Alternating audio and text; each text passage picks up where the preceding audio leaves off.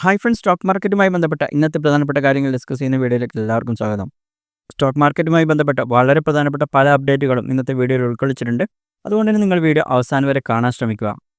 കഴിഞ്ഞ മാസം അവസാനം പെഹൽഗാമിലുണ്ടായ ടെററിസ്റ്റ് അറ്റാക്കിന് പകരമായിട്ട് ഇന്ത്യ ഓപ്പറേഷൻ സിന്ദൂർ എന്ന പേരിൽ പാകിസ്ഥാനിലും പാകിസ്ഥാൻ ഒക്യുപ്പൈഡ് കാശ്മീരിലും ചില സ്ഥലങ്ങളിലായിട്ട് എയർ സ്ട്രൈക്കുകൾ നടത്തിയെന്ന്. അതിനെ തുടർന്ന് തന്നെ മാർക്കറ്റ് രാവിലെ അല്പം വോൾട്ടൈലായിരുന്നു. പക്ഷേ മാർക്കറ്റ് പിന്നീട് റിക്കവർ ചെയ്യുന്നതാണ് നമ്മൾ കണ്ടത്. വലിയ ഇടിവൊന്നും ഉണ്ടാവാതെ പോസിറ്റീവിലാണ് മാർക്കറ്റ് ഇന്ന് ക്ലോസ് ചെയ്തത്. സെൻസെക്സ് 106 പോയിന്റ് ഉയർന്ന് 80,746-ലും നിഫ്റ്റി 35 പോയിന്റ് ഉയർന്ന് 24,414-ലുമാണ് ക്ലോസ് ചെയ്തത്.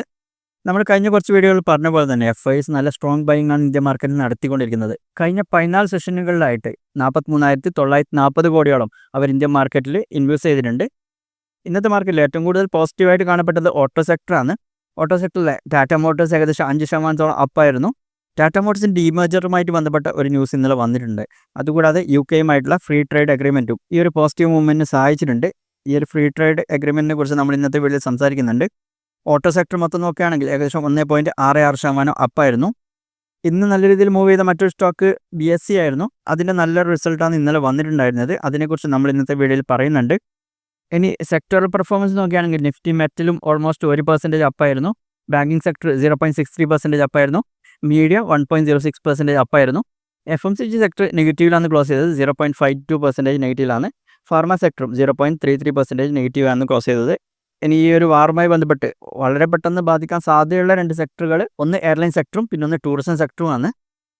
ഇനി നാളെ റിസൾട്ട് പ്രഖ്യാപിക്കുന്ന പ്രധാനപ്പെട്ട കമ്പനികൾ ഏതൊക്കെയാണെന്ന് നോക്കാം. ടോട്ടൽ 66ഓളം കമ്പനികളുടെ റിസൾട്ട് നാളെ വരുന്നുണ്ട്. അതിൽ പ്രധാനപ്പെട്ട കമ്പനികൾ നോക്കുകയാണെങ്കിൽ Britannia, Canara Bank, Biocon, Aarti Industries, Aditya Birla Real Estate, Andhra Paper, Asian Paints, Bharat Forge, Dilip Buildcon, Kalyan Jewellers, Pidilite Industries, Titan തുടങ്ങിയ കമ്പനികളാണ്. ഇനി നമുക്ക് മറ്റ് പ്രധാനപ്പെട്ട അപ്ഡേറ്റുകളിലേക്ക് കടക്കാം. അടുത്ത ഭാഗത്തേക്ക് പോകുന്നതിന് മുമ്പ് നിങ്ങൾ മറന്നുപോയ ചെറിയൊരു കാര്യം ഓർമ്മിപ്പിച്ച ശേഷം മുമ്പോട്ട് പോകാം. നിങ്ങൾ വീഡിയോ ഇതുവരെ ലൈക്ക് ചെയ്തിട്ടില്ല, അപ്പോൾ ഇപ്പോൾ തന്നെ ഒന്ന് വീഡിയോ ലൈക്ക് ചെയ്ത് വെക്കുക. കൂടാതെ ചാനലൊന്ന് സബ്സ്ക്രൈബ് ചെയ്ത് വെച്ചാൽ ഇതുപോലുള്ള കൂടുതൽ വീഡിയോസ് അപ്ലോഡ് ചെയ്യുമ്പോൾ നിങ്ങൾക്ക് അതിൻ്റെ നോട്ടിഫിക്കേഷൻ ലഭിക്കാൻ നിങ്ങളത് സഹായിക്കും. അതുകൂടാതെ നമ്മുടെ വീഡിയോയുടെ ഡിസ്ക്രിപ്ഷനിൽ ഡിമാറ്റ് അക്കൗണ്ട് ഓപ്പൺ ചെയ്യാനുള്ള ലിങ്ക് കൊടുത്തിട്ടുണ്ട്. നിങ്ങൾക്ക് അതുവഴി അക്കൗണ്ട് ഓപ്പൺ ചെയ്യാവുന്നതാണ്. അതിനുശേഷം എന്നെ വാട്സാപ്പിൽ കോൺടാക്ട് ചെയ്താൽ സ്റ്റോക്ക് മാർക്കറ്റ് റിലേറ്റഡ് ആയിട്ടുള്ള കോഴ്സ് സൗജന്യമായിട്ട് ലഭിക്കുന്നതാണ്. എന്നെ വാട്സാപ്പിൽ കോൺടാക്ട് ചെയ്യാൽ മതി. നമ്മളിന്ന് ആദ്യം നോക്കുന്നത് ഇന്ത്യ UK തമ്മിൽ സൈൻ ചെയ്ത ഫ്രീ ട്രേഡ് അഗ്രിമെൻറ്റിനെ കുറിച്ചാണ്. ഈ ഒരു അഗ്രിമെൻറ്റോട് കൂടി ഇന്ത്യയിൽ നിന്ന് UK-യിലേക്കുള്ള 99% എക്സ്പോർട്ട്സും നികുതിയില്ലാതെ എൻ്റർ ചെയ്യാൻ സാധിക്കും. അതേപോലെ തന്നെ ഇന്ത്യ UK-യിൽ നിന്നുള്ള 90%-ഓളം ഇമ്പോർട്ടൻ്റ് നികുതികൾ കുറച്ചുകൊണ്ട് വരും. ഏകദേശം 10 വർഷത്തിനുള്ളിൽ അത് കംപ്ലീറ്റ്ലി 0 ആയിട്ട് മാറും. ഈ അഗ്രിമെൻറ്റ് വഴി 2030 കൂടി 2 രാജ്യങ്ങൾ തമ്മിലുള്ള ബൈലാറ്ററൽ ട്രേഡ് 120 ബില്യൺ ടച്ച് ചെയ്യുന്നതാണ് പ്രതീക്ഷിക്കപ്പെടുന്നത്. ഇപ്പോൾ ഉള്ളത് ഏകദേശം 60 ബില്യണാണ്. അപ്പോൾ ഓൾമോസ്റ്റ് ഡബിൾ ആക്കുന്നതാണ് പ്രതീക്ഷിക്കപ്പെടുന്നത്. ഇന്ത്യക്ക് പ്രധാനമായിട്ടും ഗെയിംസ് വരാൻ പോകുന്ന മേഖലകൾ IT, finance, education, professional services മേഖലകളിലാണ്. അതുപോലെ UK-ക്ക് ഈ ഒരു താരിഫ് റിഡക്ഷൻ വഴി അവരുടെ വിസ്കി, കാറുകൾ, മെഡിക്കൽ ഡിവൈസസ്, ഫുഡ് ഐറ്റംസ് ഇവയിലൊക്കെ അതിൻ്റെ ഗുണം ലഭിക്കും. ഇതിനെക്കുറിച്ച് ഡീറ്റെയിൽ ആയിട്ട് നമ്മുടെ ബ്ലോഗിൽ എഴുതിയിട്ടുണ്ട്. കൂടുതൽ ഡീറ്റെയിൽസ് അറിയാൻ വേണ്ടി നിങ്ങൾക്ക് അത് ചെക്ക് ചെയ്യാവുന്നതാണ്. ലിങ്ക് താഴെ ഡിസ്ക്രിപ്ഷനിൽ കൊടുക്കുന്നുണ്ട്. അടുത്തത് സ്വിഗ്ഗിയുമായി ബന്ധപ്പെട്ട ഒരു അപ്ഡേറ്റ് ആണ്. അവരവരുടെ ഫുഡ് ബ്രാൻഡുകൾ കോസിന ഫുഡ് ടെക്കിന് ട്രാൻസ്ഫർ ചെയ്യാൻ തീരുമാനിച്ചിട്ടുണ്ട്.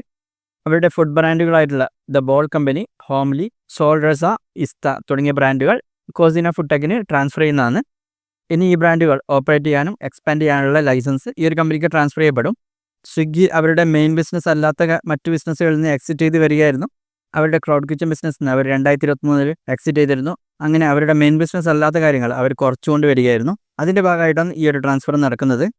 ഇനി കോസിനയ്ക്ക് 100-ലധികം സിറ്റികളിലായി 250-ലധികം കിച്ചൺ പാർട്ട്നേഴ്സ് ഉണ്ട്.